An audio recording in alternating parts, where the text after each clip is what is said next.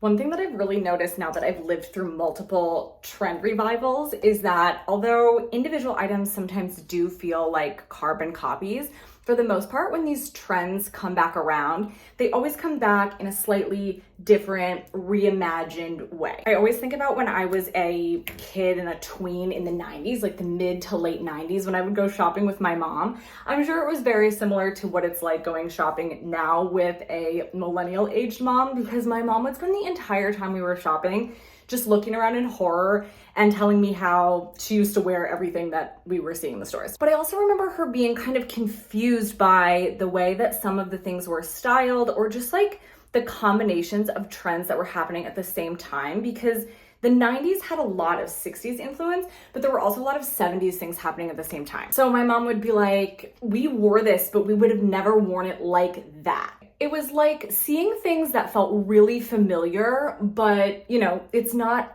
quite right. Like something's just a little off. Now, millennials, we're experiencing the same thing with the Y2K revival. It's always a little weird for me when I see in stores like JNCO's and Ed Hardy at the same time, because even though those are both kind of happening right now, they're both in stores right now, I know as somebody who lived through it the first time that those things were actually popular like 10 years apart. So it's like familiar but not quite right. And as we move out of Y2K, which I think is happening right now, and into whatever comes next, it's gonna be the same way. When I say something like, I think the 2010s are coming, a lot of people's minds automatically go to, skinny jeans tucked into riding boots with a big flowy top and a J. Crew bubble necklace. And I don't think that's what's gonna happen. These things don't happen overnight. So that's the first thing, is that it happens gradually. So I do think that we're gonna continue to see general silhouettes of clothes stay very 90s inspired, wider leg pants, looser fits, things like that. But I also think that we're just gonna start to see the general feel of outfits